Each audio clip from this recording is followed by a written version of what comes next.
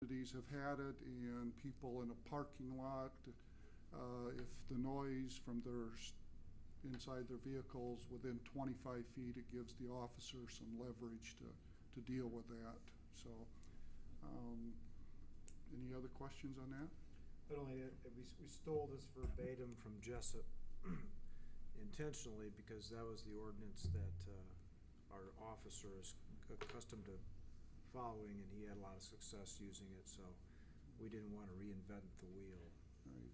This is something that summertime is probably much more prevalent than this time of the year, but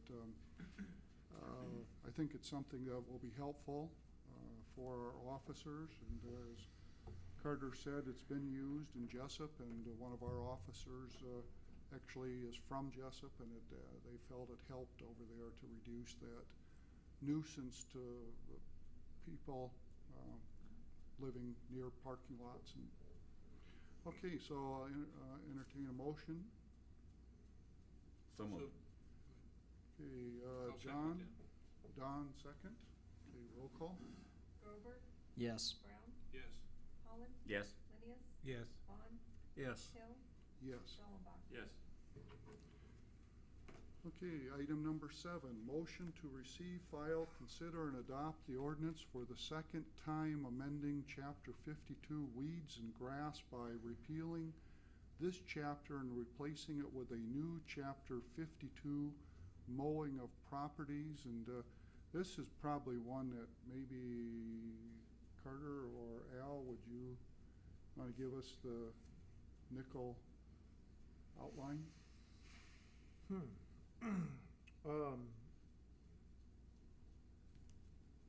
I'm not sure where we got this one from.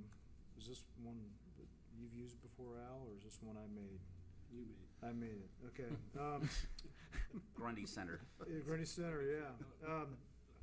I don't have a lot of recollection doing it. I must have been in one of those nights where I wasn't functioning real well. But I think we limited it's essentially a height requirement. In developed residential areas, it's 8 inches, not to exceed 8 inches. Undeveloped residential areas, 8 inches.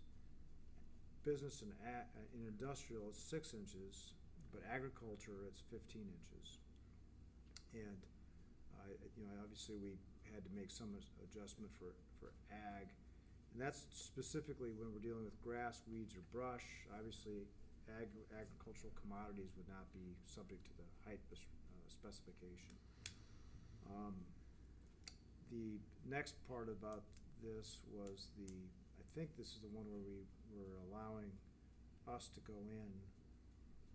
Let's see, where is that? Here it is. The meat of it is we can go in and abate it. We don't have to follow the court system's process of citing, getting an order, and all that stuff. We can abate it under that section 52.08, and so it saves us a lot of time and hassle about having to follow the judicial process, so to speak, because we can administratively proceed to do it. It gives Doug and whoever our mowing person is the ability to go in and knock it down, then assess the costs against the property owner. Isn't that a lot of times a problem with vacant properties, Oh, yeah. even determining who the owner is? It's a real problem on foreclosed properties. If the bank owns it, banks never mow. They're more than happy to, Pay the fines. right. Charge entry. But they just won't mow, for something they just don't want to. So How this come gives there's us- a difference in the height between the residential and commercial? I think 'Cause it's that seems kind of discriminatory to me. it does, but we discriminate against commercial properties all the I know time. you do. Yeah, so I guess the theory there is the aesthetics. Mhm. That's the only thing I don't have. The only thing I've got against it. Right. But that's common in these ordinances to have a. Well, why more couldn't strict- it be uncommon and just make it right straight across the board? We can. That's fine. That's We up probably to- won't, but we could, That's right? exactly. You can. That you're- would be discriminatory just like we exactly. normally You are. can not discriminate if you want to. Right. It's up to you as a council. I had one question on this ordinance. Being that Austin brought up the trailers and the grass growing under it. If we have that issue, are we allowed to move the items to mow the grass, or what are we planning No. on doing? Okay. We're not gonna be able to go onto their property and monkey with their personal property. We're just gonna be able to go onto accessible parts of the property. So if it's in a fence, Mhm. we're not gonna be able to knock down the fence and mow it, but we're not really gonna care if it's inside a fence. But I mean, like, if it's growing 4 foot through a trailer that's been sitting there, We're not gonna be able to Okay. monkey with it. We're just gonna mow around it. And then I'm gonna have to go through the old process of calling it a nuisance and going to court and getting on the work. Couldn't you do weed whacking around it? No, I don't want us doing that because we're gonna nick someone's tire and then we're gonna have a problem, so. We're gonna have to go to Worn out court. gas line. Tree. Right, yeah, the gas line, yeah, we're not gonna do that. We'll just have to go the old process and call it a nuisance and do it that way. Okay. All right, any other questions, comments? Okay, we'll entertain a motion. got it. Dustin, Second. Austin, second. Okay, roll call? Brown, Yes. Holland, Yes. Lydias. Yes. Vaughn, No. Hill, Yes. Dahlbach. Yes. Stover. Yes.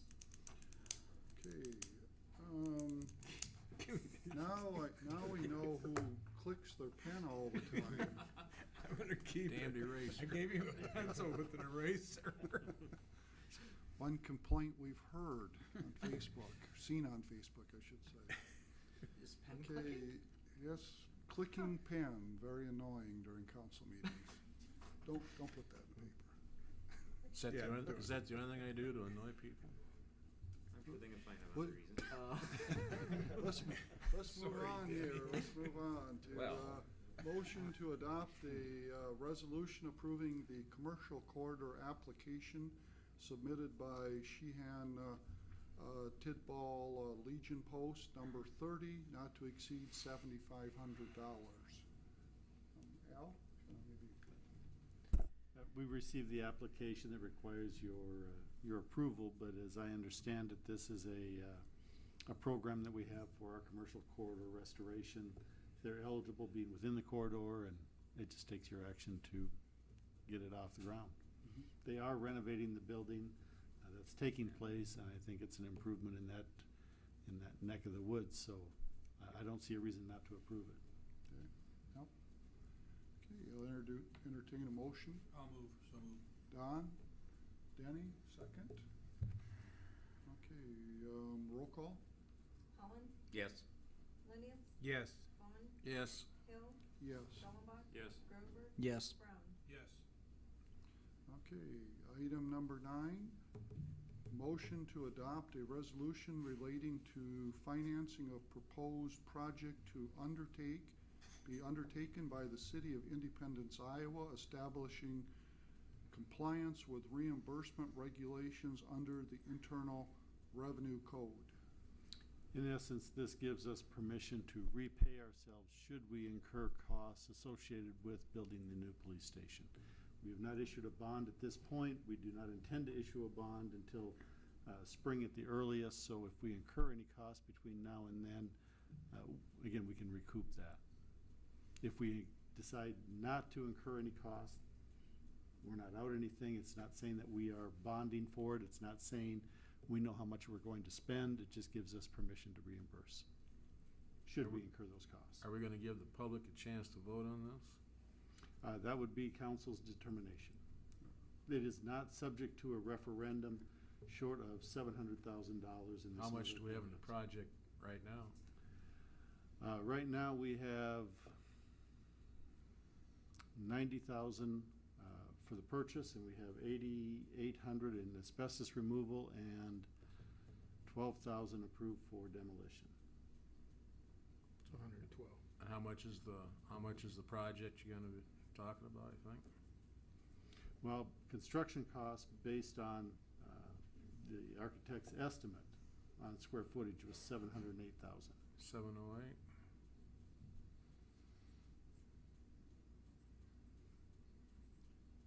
Well, that's 820. We still have to go to the Thought we had drawing to, board. I thought we had to, anything over 750. Anything, well, it depends on how technical we want to get I tonight. wanna get real Anything- technical. Okay, anything over $700,000 is subject to a reverse, anything under $700,000 is subject to a reverse referendum under an essential function bond. With the exception of project within the urban revitalization or urban renewal zone, TIF district, which this is, the council has the option to declare that as part of a reconstruction or blight elimination by the tax increment financing or urban renewal guidelines. If you do that, you can spend as much as you want on it, still subject to reverse referendum because it is an essential function and it is within the urban renewal district. And how come we had to vote on it when it was we were gonna do it across the street? That definitely was in TIF area. I won't speak to that. I don't know what all the guidelines were that you followed or didn't follow on that project. What I can do is speak to this project specifically. At this point, it is subject to a reverse referendum based on a petition from the public. If you want to put it on a ballot, that is council's prerogative at any given time. But at this point, I'm not sure where we would go with it until you know what the numbers are. Right, I understand. I'm just asking about the future. I think we ought to find out what the numbers are and then look at what our payback is. We have a good idea of what our annual pay, what our, whether it's going to be a 10-year or a 12-year payback. We can even